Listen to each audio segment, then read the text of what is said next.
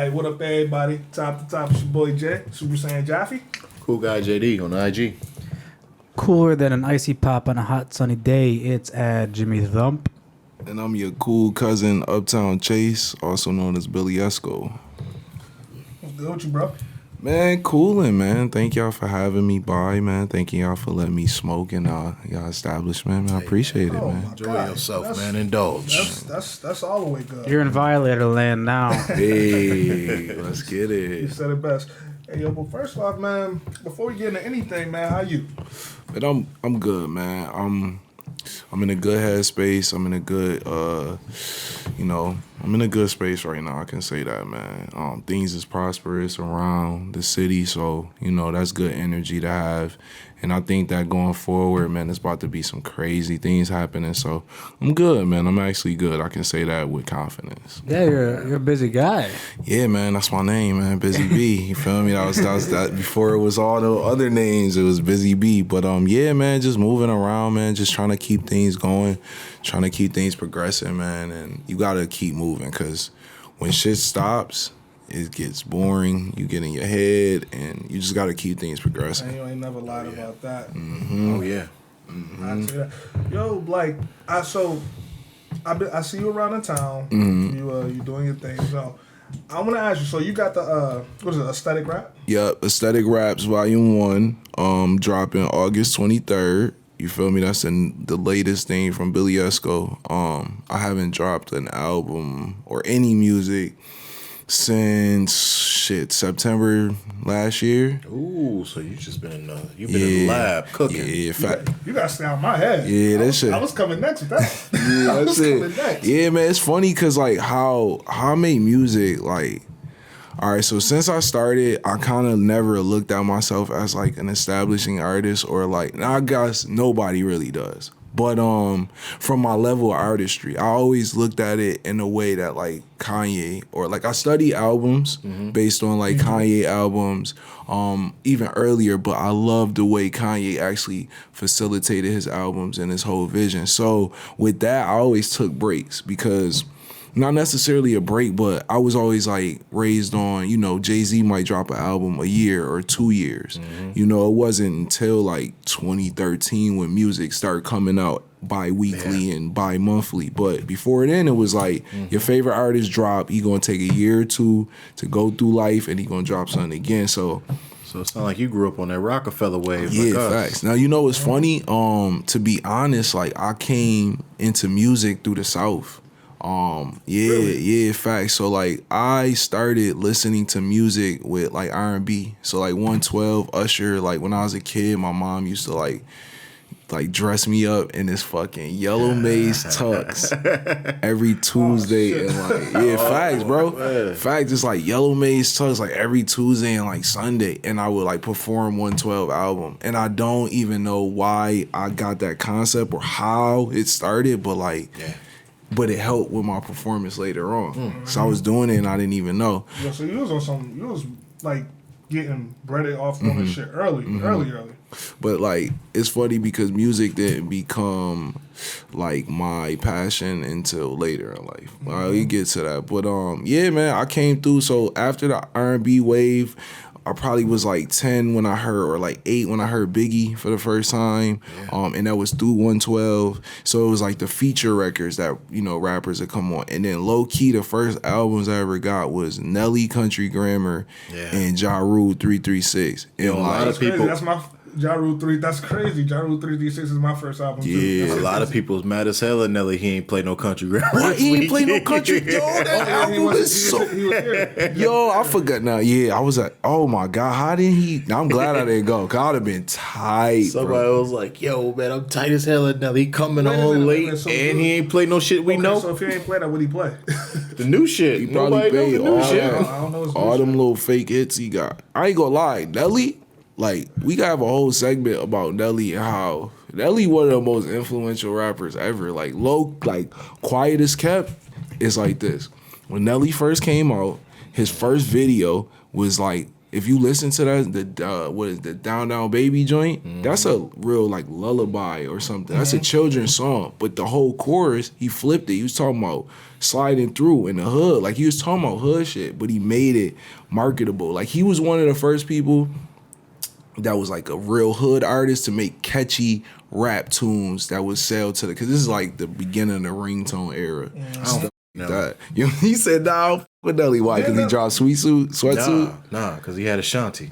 Oh, yeah, he definitely had Ashanti. See, when Nelly, I remember when Nelly first got his buzz. I remember that was around the time like Ludacris. They was like around the same. Right, I was living in Atlanta at that time. Oh, so, word? Yeah, seeing that culture and seeing how like that shit shut Atlanta down. I can imagine. Yeah, Ludacris was the first rapper to come through with them Cadillac Escalades. He introduced them shits. Like I don't know if he got a stock in that, but I know he boosted them stocks because he was the first person that I ever seen in life with an Escalade. Remember that video? Yeah, he came out because that truck had came out that year and no one had seen it. And he was the first. He had mad in them joints, and then next thing you know, everybody drove around an Escalade. Baby in them the first time I saw the rim still spinning. Mm-hmm. That's a fact. Was it Spree Wells? Yeah, the Spree Wells. Yeah, facts. That shit crazy, man. But yeah, shout out to Nelly dropped Air Force Ones. Oh yeah, Nelly dropped the Grill song. Oh, Nelly got a catalog. But then after he did that joint with Tim McGraw, it was over. Yeah, it was over. Yeah. Nah, it was over when he got Diesel. When rappers get Diesel, I'm sorry. When rappers get Diesel, I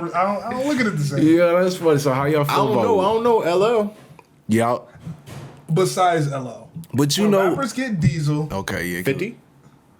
50 came out, he was 50 Diesel. came out Diesel. But he was no Power of the Dollar, he wasn't. He was fat 50 before he blew up. Okay. He was Diesel when he was made in the club. That nigga was on the treadmill. So we just gonna say that if you 3 years into your career and then you get Diesel, then you start fucking. Listen, if you become mainstream and you Diesel, that's different. If you come out and you a little slug a little bit, then you put on you hit the gym and you start putting your weight up. I don't know, it's different. Like when Nelly put out the what was the movie? The Longest Yard. He got Diesel for that role. Oh yeah, he was raw. He was raw as hell at the running back. No, that's a fact. He really played. I heard he really like Nelly official. I heard like Nelly really official in the hood. Like, and Nelly was really that boy in every sport. Like, he was like one of them star childs that just anything he did, he just was like. That's why his album went diamond. Yeah, like. Dude, it's like 3 artists, like 3 rappers that went diamond, like, and no one knows he went diamond. And it was country grammar, like it wasn't even a sweatsuit shit. That era of music was definitely different, and that's when because hip hop is still like it's the most famous, most popular genre now, but back then that's when. Because the Southern music was really popping. That's when they was coming up, becoming a dynasty. Yeah, that's a fact. They started doing a lot of even that shit is debatable. Man, you know, it's like, okay, so I would say like, you know, music switched over to the South in when I would say like 2008, 9, 10. You know, you think differently? Yeah. Earlier or later? I say 05. No. I say like 05. No, man. I'm going to throw out one word. Outkast. Okay. And so if you want to take it, now I would say that's the start. And okay, now this is the reason why. It was the East Coast West Coast beef, and then Outkast and all them boys start taking over for the South. Atlanta became like prevalent. Well, no, I say Atlanta, but feel what he South said. became Yeah, prevalent. I'm about to say, because then you got, you know what I mean, Cash Money and them boys. Yeah, them niggas start taking over. I guess you for know, the 9-9. Yeah, they got one of the greatest songs ever in life. Mm-hmm. But no, that's a fact. So I hear what you're saying. Yeah, I think that like, you know, quietly, and then like I guess New York didn't want to admit it until I would say like, cause right after Jay kind of like after American Gangster and like it was like that when Drake started popping, it was this weird time in music. Like I agree. 10, 11, 12. And then it just don't remind me. Yeah, it was a weird patch, man. That's kind of why like. You know, around that time, that's when we first kicked off, like, really putting out music. Because, like I said, I got into music 05. Like, it was a situation that happened. My aunt passed, and at the funeral, and she was like, that was like my first traumatic experience. You feel me? I was 14, and at her funeral, I met my cousin Camouflage Monk, and he took me to the studio that day. He showed me 23isback.com, and he recorded me on the Alchemist beat. So that day, like, I got turned on to sneakers and to music, and then from there, and this is where it's crazy, because like, I'm from Uptown, which y'all see in my names and all that. And back then, the street politics was very, very, very prevalent, you know, wherever you went. So, like, the geography, it was like you couldn't go certain places. And he's from 31. So, that's downtown. And, like, me being an Uptown kid, even though I wasn't, like, just wilding out in the streets where I had wreck with people, but just the fact that I'm this Uptown kid in this downtown neighborhood on a daily basis. Mm-hmm. But it was love, though. It ended up being, like, good friendships with people, and like I witnessed like shit that like it just became like a second part, like, you feel me, of like where it just gave me like another added thing of like why Buffalo is so unique, because I was seeing niggas I ain't never see before. Like, you know, in my hood, like, we was flashy and like we like getting girls and doing other shit, and like there they just played basketball and just hustled. And it was like the 12-year-old had two bands, like 2,000 in his pocket, and then you got 20-year-olds as millionaires. You feel me? And it wasn't always like that Uptown. You feel me? It was, but not like the whole hood got money. I never seen nothing like that. So just from being down there, man, and just making music, we was in the studio every single day. Like, my mom, she just ended up investing, like, I'm her only child on her side. So it was like she loves anything me and my friends do. So as soon as we told her like we made music, she bought us a studio. Like, I didn't even want a studio. I said, buy me sneakers. That's some fly shit right there. Yeah, I'm like, yo, what? Studio? Man, buy me sneakers. 15. I don't want no. Before you start, you taking it serious. Yeah. So bought us a studio. We in the studio every single day. We learning how to mix ourselves, master ourselves, because we couldn't pay no engineers. You know, we was learning how to just record ourselves, voices, you know, how to set up a studio, how to properly mic some shit, you know, the interface is out, so we gotta fix this, we gotta change the amp and the speaker. Like, we went through so much in my little back room, and like a lot of people was coming through, so it was like a culture house. Like, my house was the house that was lit. Yeah. When I was a kid, like, I had the basketball hoop in the backyard, and like my mom was cool, and she was either never home or she just let everybody stay. We always had snacks, shit like that. So it just became a hub. I didn't know none of this while I was in the moment. So as I got older, we were still doing music. We even put out a video when I was like 16, like, and if you see the video, it's funny. I'm gonna release it. It's hilarious because it's like a full production video. It's like 2005 or 6. So this is like, I don't even know how you go about getting videos done there. Because this is not like you buy, somebody just got a camera, you shoot, put it up on Final Cut. Like, this is like big camera, reels. You gotta rent shit out and all this other stuff. And like, we really did a whole video. We was like just lit. Amongst other things in high school, we was just lit.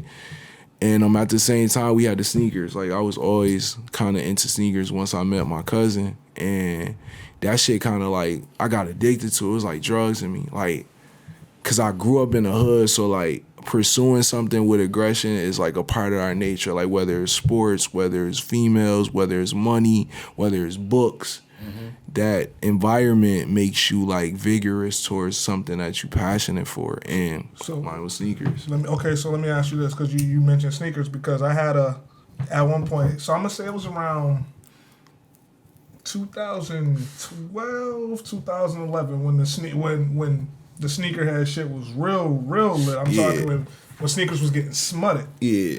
That was some good sneakers coming out. It was. I was mad as hell at missing Fresh Prince of Bel-Air's. Oh man, it was. I mean, I had the DMPs. I had, man. Yeah, you know who put me on the kicks?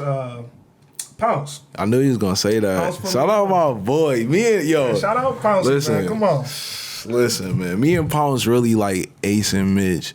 We really like Rich Porter and AZ. Like, that's my guy. The sneaker game. Like, and like, he rightfully so, because he continued it. But like, Man, people don't know, like, Yeah, OG.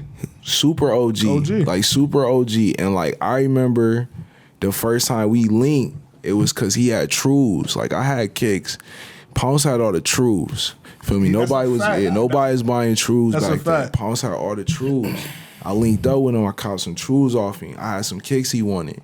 And, like, he had a few pair of kicks and stuff like that because he always had kicks. But that's when, like, the sneaker game started. It was early in it. This, like, 2006, 2007. Linked up. This one, like, Rich Young was out. You feel me? Fab clothing line. So, like, facts. I still got a T. Facts. So then, like, basically, when we linked, like, we start trading sneakers amongst each other, and he would keep coming with trues or clothes. This when Metro Park was popping, like, all, like, the rock star look. You bringing it back. Facts, bro. You got to, bro. Because, like, one thing about it, like, you feel me? I'm definitely a storyteller, but I feel like it's important that, like, people tell the story. Say that, too. Yeah, people gotta tell the story because, like, right now the culture is building. Like, you gotta think New York, LA, Atlanta, they all got pre-existing cultures. It's been people that's been, you know, narrating the story. Like, this is the first time that, like, we even, like, somebody asked you, like, what's Buffalo like? So now it's important that these next couple years we tell the story properly so that the lineage, you see how much bullshit is taken away from American history and history in general. Like, how much we don't know because history has been told through someone's lens. You know what I mean? So I think it's important for people to tell the story properly so that everyone, like, people can see how it's really got here. Because if you just see it, you feel me? If you just see it for what it is now, you gonna think like somebody stumbled across a good ideal and got lit in a year, and it's like, nah, bro, this really been happening for 10 plus years. But in the last 10 years, and ironically, it's like 4 months left of this decade. Right. It's like, dog, these last 10 years has been like, niggas been chiseling.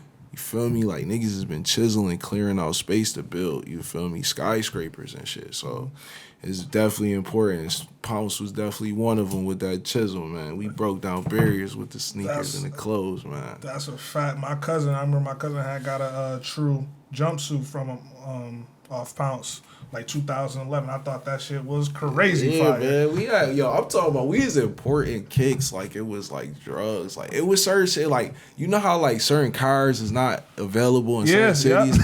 It was certain sneakers that was not available here until that's like still today, bro. You feel me? Yeah, until we brought them joints through the gates. I remember Pounce swung me the Motorsport 6s. Yeah. I was like, oh shit. Yeah, it's certain kicks. Walking around with these. It's definitely certain kicks that Pounce got that I never was able to get. And I don't know how he got them. And it's certain shit that, like, plugs. You feel me? Yeah, it's always about because he kept going. Like, and that's what I respect because, like, when I was in it, I wasn't, like, again, like, everything I do, I kind of do it for the passion. I'm not thinking about, like, you can really make $1 million off this. Like, bruh. So I always did everything off the love. So I didn't go and continue it because I knew, like, I could get more. Facts. Just hit, like, my peak and was like, all right, cool. Feel me? Like, all right, that's straight. But now we getting all of ours. Getting everything. I need it all. And see, that's what that brings me to my what you owe. That brings to something I wanted to say. So we talk sneakers, and that was, a lot of people don't know that was prevalent in Buffalo a minute ago. Now we're gonna get to the music. We're gonna talk that. Trust me. But what I want to know, man, this art and this fashion, because I was on your IG and I with your style. Part of the reason I with your style was the fact that you're different. And you it seemed like you try to be different. Like, you don't want to rock no shit other people rocking. Or if you are rocking some shit, you doing it. You wear it different. Yeah, or that's a fact. like, you feel me? That's a fact. I respect that. How does your the fashion imitate the art? Man, I think it's like being ambidextrous, or like you know how people got synesthesia? So, like, they hear or they see things, like, they might see colors, or, like, I mean, not see colors, that's a bad. So, basically, like, they might hear a sound and think of a color, or they might think of a shape. So, they seeing, like, they're hearing the sound, but then they're thinking of something else past that.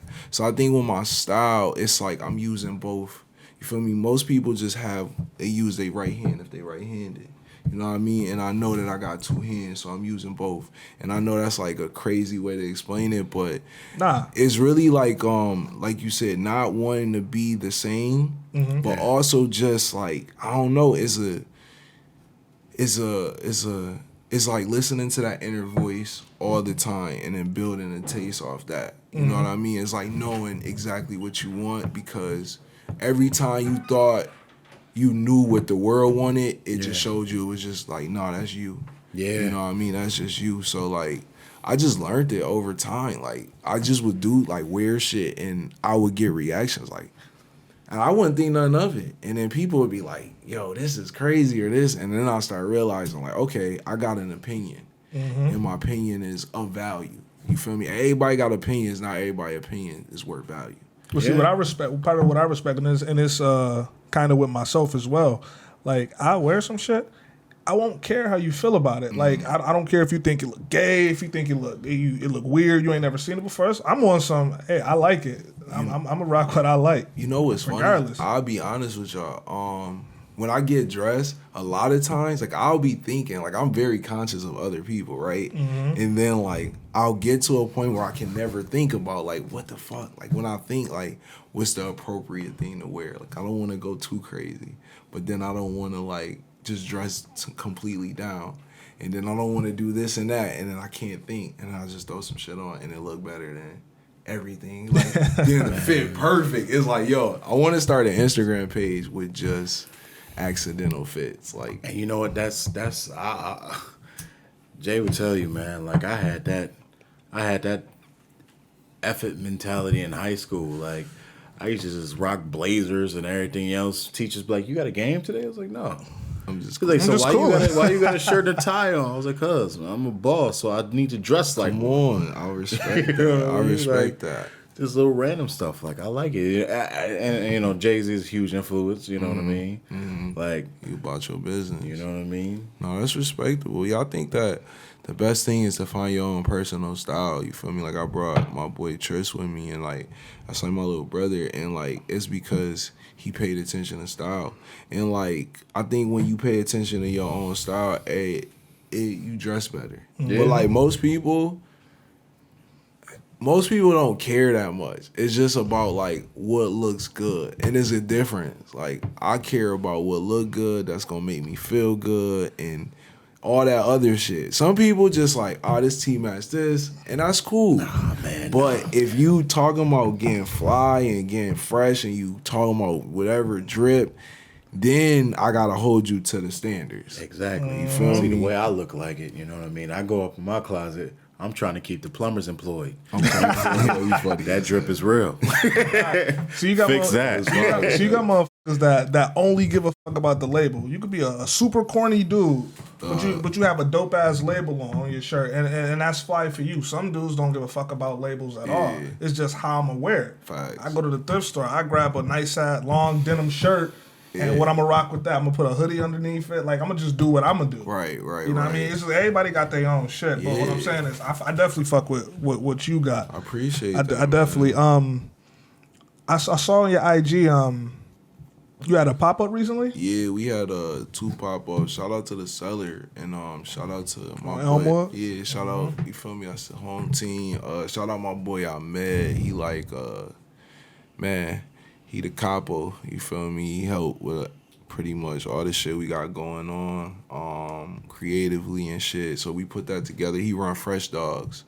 So Fresh Dogs 2020, that joint about to be crazy. So we just got some shit cooked up. Yeah, man, we just cause like, honestly, man, the pop-ups more is it's not just about the clothes. It's really about like seeing people. Feel me? And just like seeing your friends, and then you got clothes because people want it. And it's giving you opportunity because we don't got a story yet. So it's like, all right, bet. And then we had the opportunity to give light to the seller with whatever fan base we got that they might not have, vice versa. Then it's just a chill spot. Like, we trying to promote community. So it's like, we need more places to just pull up and chill at. Like, I be wanting to chill. Like, in Buffalo, it's like a house type of place. Like, if you're not at work or at some bar or something, you probably in the crib. You know what I mean? There's no like store you could kick it at or like Soho or area you could lounge outside. So I think that the cellar provides a good space to just go kick it, like chill on the couch. You feel me? You just chill, go Damn, eat, my whatever. cousin Yeah, Vintage. yeah, facts, them too. So it's just like that community space. You know, we had the first pop up at my cousin Vintage, the gallery pop up in like 2016. You feel me? They was like the first ones to have us do a pop up. That joint was good. Yeah, man. So we gonna keep it going. We got another one coming up the end of this month, and then we gonna do them monthly. Yeah. That yellow Cold Spring hoodie, crazy. I liked it. That was it Skateland? Was it Skateland the joint? University joint. The University joint? Oh, yeah. That University joint was The crazy. was it So we did Avenues? Avenues. Yeah, the Avenues We joint. did Avenues, University, Cold Spring Cab. We did Mid K. And then we got some coming for the I fall. love that shit. Yeah, we bringing them back. Them was just a little test run just to like get people familiar. But for real, that's just like Buffalo to the world. You know, that's Buffalo to the world, man. I'm like cultural hubs. You know what I mean? So we gotta highlight them shit. So you feel like, okay, so with this fashion shit, so you feel like as far as because music is subliminal with fashion, but do you feel like you went more into the fashion lane, like on some, like, I know you're an artist, you're a creator, Right. but like you said, putting out one project a year, or do you feel like that's necessary to put out one project a year, or just saturate, like just flood the streets with music on top of your fashion shit? Right. So I think that it's all about timing with that. And like at the time, fashion was easier to produce, but like I understand, like visually it seems like I do fashion more, but like really it's kind of both, you know, because I do both all the time, but like I don't spend enough time in the studio now, because I spent my whole life in the studio. So sometimes I get tired of the studio. You know, I switched studios from my house to big studios to when we was in a cafe phase. I was recording between Lucky 7 studio, which is here, and then I was going to LA and recording. So I was going back and forth because I was getting that vibe. Like, okay, this the vibe. Let me go to LA, kick it, record.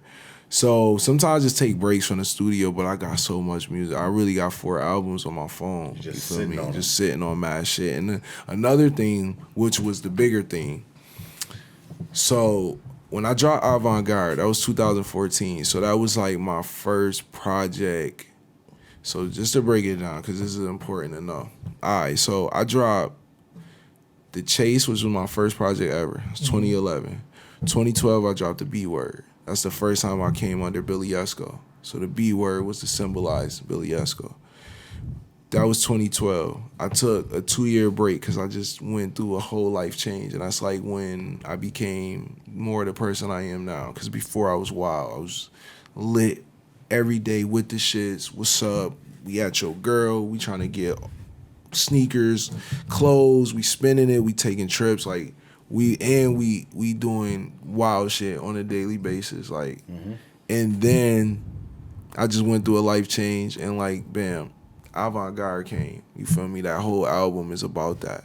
Now, what happened was, sonically, I wasn't really feeling the way it sounded after a while, so I took it down after a year. So this is why people think Gallery is the first album I dropped, because Avant-Garde wasn't really available. But that was the start of this story that I had created, right? And it's a 3-part album. And this shit, I planned this shit like 2013. And it's funny, and like, I know people always say like, yeah, we was on this first, and like, we was this and doing this, but like I got books written out, or like just notebooks that I wrote these thoughts out. And like literally every album it was 3. Everything that happened that I planned out on these albums happened in life, just period. Like, not even just with me. Because the whole purpose of Avant-Garde, I literally went to an art gallery. I found out this painting was worth $50 million. I never knew it was paintings worth that much in Buffalo. And simultaneously, I was traveling a lot, and I was meeting people, and they kept being interested in me, like what's going on in Buffalo, because like how you like this person that know all about this, but you from this random ass place. So I started learning about that. And avant-garde was like basically going to these art galleries, which is just the institution of life. The shit that we not provided, the industry, the record labels, the fashion houses, all that shit. Going to these art galleries, stealing the art and taking it back to the hood. This is what avant-garde was about. You feel me? That's dope. So then this is where all this, I had True EV on there. This was like the first, my guy. You feel me? I had Westside on there, on Westside Gun. This was like, if not the first, one of the first like hip hop features that he did outside his team, like ever. It was like 2014, before like, I think he was on Hitler 2 at the time. And man, it had mad shit on there. Crazy. Yeah, mad shit, right? Bam. So the following year, I was in school during this time because I went to Buff State. So I was studying fashion design and shit. I was going for my bachelor's. So school was crazy. Like I was doing full-time school. I was taking, shit was wild. Real college student.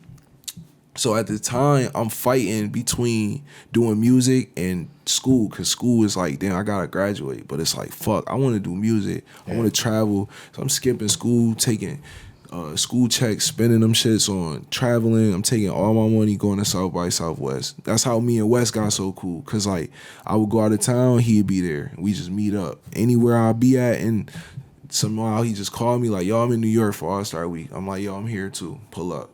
I'm in South by Southwest. Like, shit, I'm here too. I just left Dallas. Like, I bet, pull up. I'm in LA. Like, shit, I'm about to get out there tomorrow. We just kept meeting. So this whole time I wrote this album called Ghetto Couture. So Ghetto Couture was literally about realizing that, like, what I am now, this, like, gray in the middle of black and white. Like, I'm hood. Like, I come from a real place. But at the same time, like, I talk about like fucking tea ingredients, and I like smoothies, and like, you feel me? I be talking about health shit and like I was gonna mention that about the yeah, album. you feel me? It was like another line of shit, right? Same time I was talking about hella fashion, and how like black people wasn't really represented in fashion. This is before like Virgil. This is like early Off-White. I was talking heavy about Virgil because I was telling people like, yo, you gotta pay attention, because he like our first like black designer from America that's like making ways for people outside of America with the narrative of a black kid. Like, he not going and doing some like European style shit. Like, he taking shit straight off the street and literally saying like, this is how it's luxury, right? Mm-hmm. So simultaneously I'm writing all this shit for Ghetto Couture, and like certain songs like Def the Designer that was on Cafe, or like the song called Zigzags that's on this new album, and a few others like made the surface of light. But I never dropped the album because I was fucking going to school, and I failed the semester trying to like drop the album. So I like just got mad depressed, right? So between 15, that's when my like timeline of my plan got shifted. So this is how we get Gallery. So the magazine that I dropped, that was for Ghetto Couture. It was supposed to be a magazine and an album, but I couldn't get the magazine right, so I didn't drop the album, because I'm like, yo, I need my vision to be full. Like, I was very pressed, because at this time, I think it's 15, 16, nobody is like really being visual. Yeah. This is before Instagram really took off. Right. You know what I mean? So this is like, people haven't presented this notion of like aesthetic yet.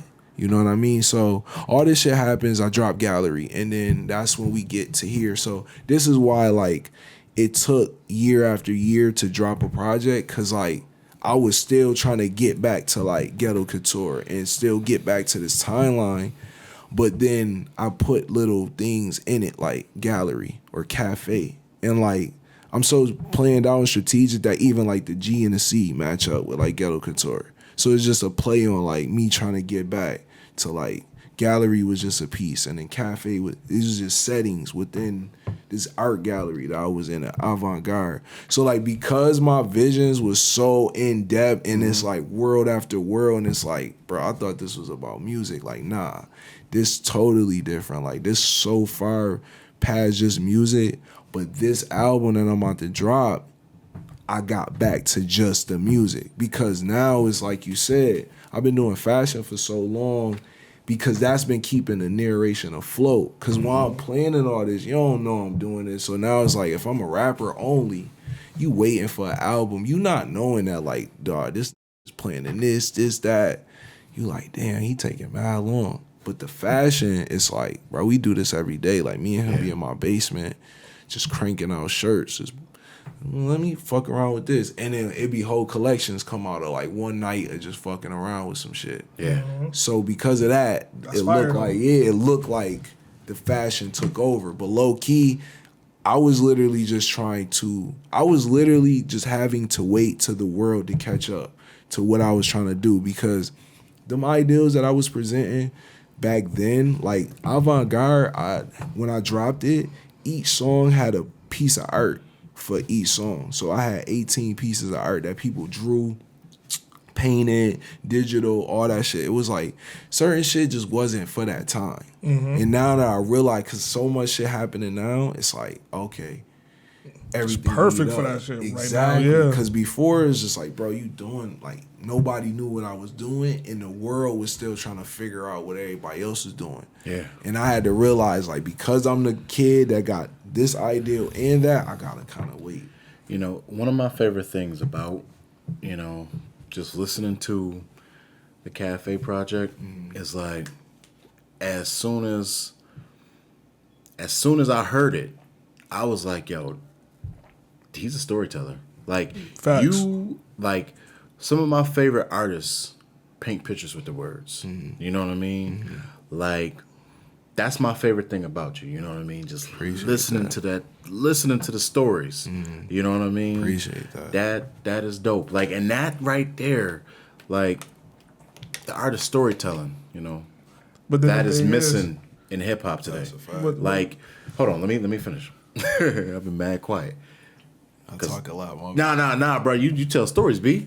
But like I was saying, like, you know what I mean? Like, even when you breaking down, you know, albums and everything else, like, I forgot who we was talking with, but like when you put, I think it was Killer Cow. We was just talking about putting together an album. You know what I mean? Yeah. Like, when you put together, like, people don't put together albums no more. They pretty much throw out compilations. I can't even spit that shit out. Too many drinks.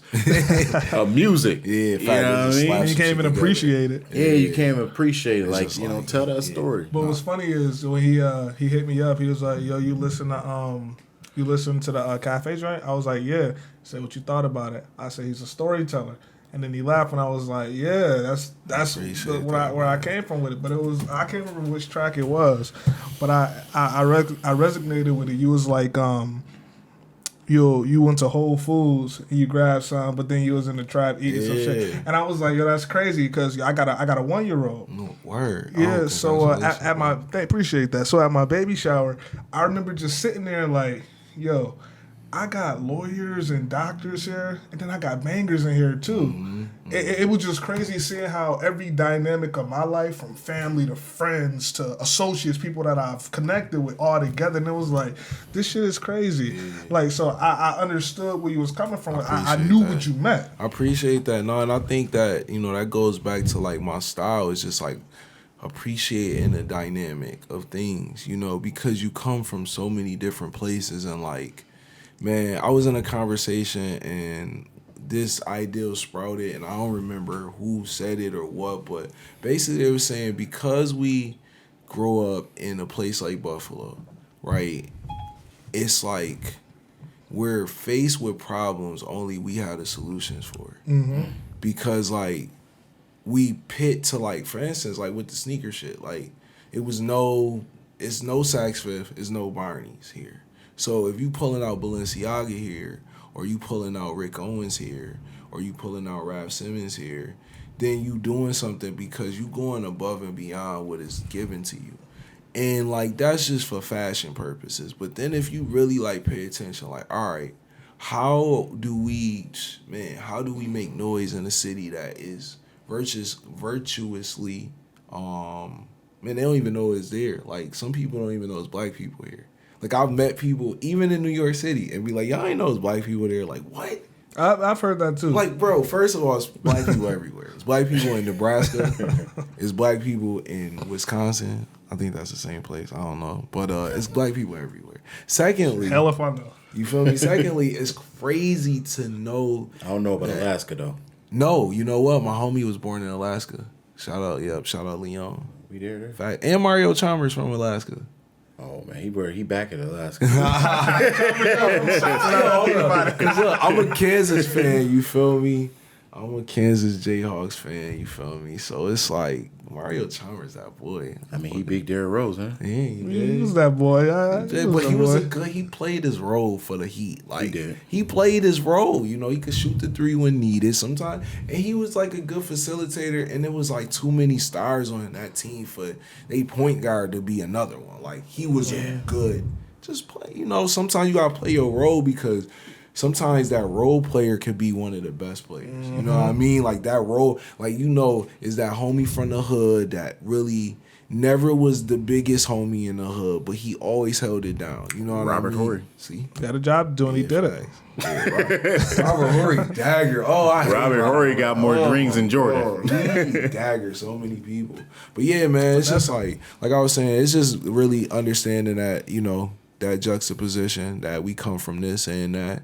And that, you know, we got to highlight that because that's something that I watch a lot of interviews, a lot of things that people fascinate over. And it's like, this, y'all want a story? Like, this is a story. You know what I mean? Like, this is a story. Like, this shit is crazy, bro. Like, the shit that we go through here on a daily basis and we got to act like it's normal. It's like, bro, this shit is, bro, I'm not even 30 yet. I know 30 people that didn't make it to 30.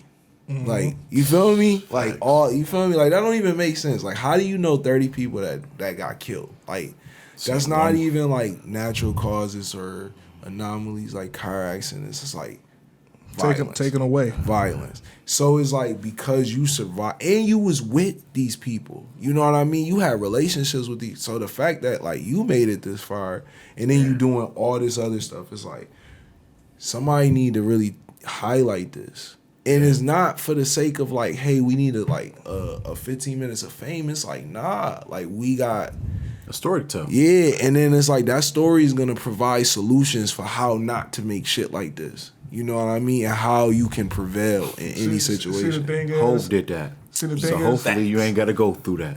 That's a fact. But see, one thing that I before we wrap, I want to talk about a few more things I want to squeeze in. But one thing that I like, especially with Westside, Conway, and Benny, is there's no quote unquote. There was no blueprint for how to do this shit from this town right here. Facts. So the outside perception of Buffalo is we know what it is, right? But motherfuckers on the outside, right? What they doing? Right. The them boys, they're making a blueprint and they're showing what Buffalo really is. That's a fact. You can't watch an interview with either of them without every other sentence them bringing up Buffalo. That's a fact. You can't, and I love that shit because it's like, yo, right now if you think about it, with the music scene, especially the New York rap scene, it's Buffalo. Yeah.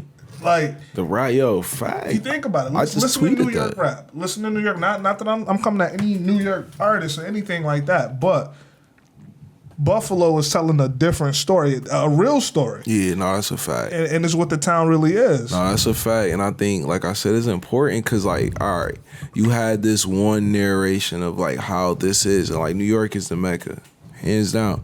But New York is in a different place. New York got people that got money. Mm-hmm. They got a different space. They not in the same environments. And they hood is an environment that's similar. But at the same time, it's still different opportunities that put themselves in different cities. You feel me? It's a lot of just money floating around these streets in the city opposed to Buffalo. So with Wes and like you said, they creating a blueprint, and like shout out to them because like I'm the big homies. Everybody know that, but like more so than that, just from like an outside perspective, it's like to see that you are setting a precedent. You feel me? Because it's like we needed older. Cause like okay, if a young homie crack, cause like that was the thing before they really cracked. It was like always like, if it happens, who is it gonna be? And people could say whoever they thought was gonna be that. No one really thought, unless you knew Wes, like unless you was in conversation with Wes and you knew his mindset, no one thought that would be it. because everyone didn't know what it would be. Everybody was kind of fighting to be the one because nobody knew who would do it. So it's just like, shit, I gotta like just keep running. Like, I don't know when I should pass the baton or whatever, because I don't know how fast this nigga is. What if he lose the race? I don't know. So now with West, it's like we got OGs in the game. So that just set that whole ground root of like, we got something solid to build from. Like, we got something solid to stand on, because, you know, if a little homie crack, now you got just the little homies, but now you don't have a higher tier. You might just have, now you only got the youth that care about Buffalo. But now that you got, you know, like I said, older statesmen, it's like now it could trickle down. Now it could build up. So it's like, man, now nobody has to worry about who's gonna be first. It's about telling the story. Now it's like, bro, all you gotta do is start talking about yourself. Tell your story and how you fit in, and we gonna create this timeline. And then when we present it, this is the shit that they like write movies and go crazy. Like, when they found out how Chicago was, they lost their fucking mind. The world literally changed. Like, and it wasn't all positive, but things positive came from it. But they scene was straight drill. You feel me? And like, even before that, with the Atlanta scene, with the South Florida scene, with the Bay Area scene, with the Detroit scene, like, people get fascinated off of shit that happens. Or they don't know. Right. You feel me? And once they find out, they like, what the fuck? Like, this is why YouTube's so prevalent, because like, people is fascinated on what other people doing. It's just that no one ever told people to click on Buffalo. No one, because you feel me? No one out from in Buffalo has like 1,000 followers that's in like Europe, or like, you know, now we do, but before we didn't have an outside factor. So it was just like, everything we did in Buffalo, all that dope shit, all them sneakers, all them fly fits, is only Buffalo memory. But now we need to tell the story to the world so that we fit in with that, because we was there too. Like, we in that timeline. Like, when shit was happening, like, we was there. So it's just like important that we start putting together our pieces. Like, we gotta put our history in the books. You feel me? All right, so I'm gonna say last thing I got before I let you say whatever he gotta say. What can we expect from aesthetic rap? What could we expect? Man, dog, raps for one. Fucking raps. You feel me? I like to hear that shit, man. Because like I said, Cafe was very concept heavy, so it was raps, but it was like very deep. Very like, man, I was going through some shit. I was going through some shit during that time, man. Like, music is therapeutic, dog. And and that's crazy, because I'm trying to find that, which is weird, right? Because you would think, like, for me, music be therapy. Listening to music is therapy. Making music is not. It's weird, dog. It's like, making music is not therapeutic for me, but how it makes other people feel makes me feel happy about it. Listening to good music is therapeutic, but when I go in a booth and like spill my soul, I like, if I remember it, it's not like, I don't even listen to it. Like, half the time, like, people gotta tell me to listen to my music. Like, I don't listen to my music ever. That's why it takes so long. Yeah, I'm about to get back. Like, now I've been listening to it. Like, every time we finish an album, I do, but before I never did. So that's another reason why I didn't act like a rapper, because I'm not listening to my music. I don't even know that I just said this fire. Like, I didn't even know this bar was this hard. I'm just talking because that's my life. But this album, it's like, I know what I'm talking about. Like, it's bars. Like, we going. And some good features, some very good, like, nice features, great production. I worked with a new producer outside of the home team. I worked with, of course, Mitch Arizona, Camouflage Monk, First Class. Those are in-house producers. Yeah, I figured it was. Yeah, Mitch like my best friend. Like, I know him since we was like 8. Camouflage Monk is my cousin. So OG Soul, that's little bro. Yeah, man. Ski, shout out to Jay Skis. He on there. Got some surprise features. I don't want to say nothing yet. I gotta make sure everything good. But if you feel me, it's gonna be some good shit on there. And then man, like I said, production. I got this homie named P Soloist. He from Amsterdam. Kid is nasty. kid is nasty, bro. He's nasty. And yeah, man, just some good luxury rap, some lessons on how to get fly, some flexing, some real stories and still stories on there. Yeah, man. And then like you said earlier, is it the year-to-year album or is it the go hard, go crazy with the music on top of the fashion? So now it's that time. Okay. You know, because like I'm sitting on 4 and like we putting out 2 this year. Flood the shit. Yeah, Flood we the town, in facts. We putting out 2 this year. I'm putting out 2 solo projects this year, and then we got a curated one this year. Okay. So we about to start, and then next year is 2020. So the Olympics next year. So niggas is about to get crazy. You feel me? We about to go crazy. Where we can find these? Where can we find this project at? Everywhere, Apple Music. You can find it on my website, cafeseason.com. That's CAFECZEN.com. We also launching bigesco.com. That's big with 2 G's, Esco with 2 S's.com. Follow me on Instagram, Uptown Chase. That's like the best place to just hit me up. Instagram, Twitter is Chase De Niro. Man, you can Google me, find me in the world. If you in Buffalo, pull up. Should I be back in the city? Fashion Week. Got some more pop-ups coming up. Got some CDs coming out, physical copies. Performances. You got any performances? Oh yeah. Shit. We got the Bowflow Festival coming up on August 25th. I'm one of the headliners. Pull up. That joint gonna be crazy. Definitely pull up. Shout out to Lindsay. Then we got the Music is Art Festival. That joint gonna be big because they just started putting in hip hop like last year. So I got the closing set. The so, headquarters yeah. is at my job. Word, yeah. That's what's up. Shout out to my boy Elijah, man. He's a good dude. He's on the committee or whatever. But then bam. Him and then fucking Music is Art and then what else? Rotadors Festival. Yeah, Rotadors. You gonna be up? That shit about to be crazy. When I tell you like something's gonna burn that day. Like that. I heard that shit. Rhoda I Geese heard was that. our first guest. Word. That's my boys. No, it's not in the woods. It's in the city.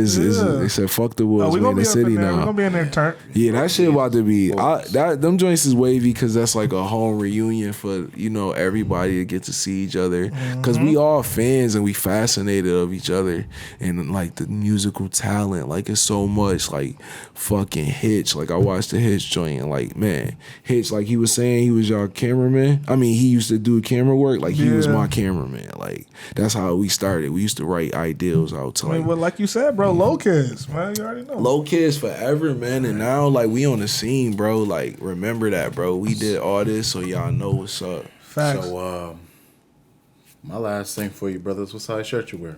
Man, large. Yeah, you feel me? I look small and shit. I'm small, but I don't like small shit. So yeah, large. Good luck. I got you, man. We got the Violator shirts I out. appreciate that Violator that, shit man. coming out. Rotadors, I got you. DM us with your sizes for more info. Hey, yeah. Check go us out. cop that, man. Support fucking Buffalo businesses. You feel me? Keep this shit in the loop. Let's run this shit up. Buffalo support Community. Buffalo, baby. You feel Come me? on. Exactly. Y'all been saying that, man. Low kids. Appreciate y'all.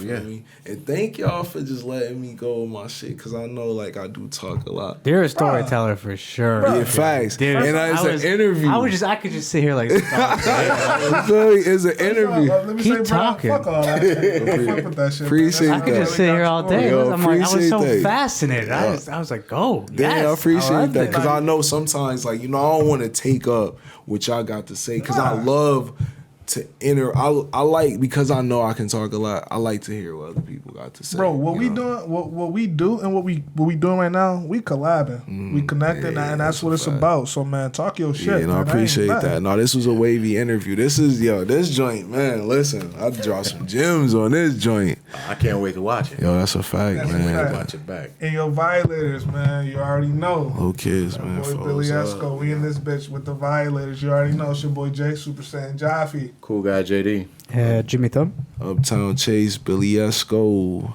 my boy Tristan the Cut, season with it. And we about to flick it up real quick Let's one do it. time. Let's You already do it. know we Violators and we out. Hey.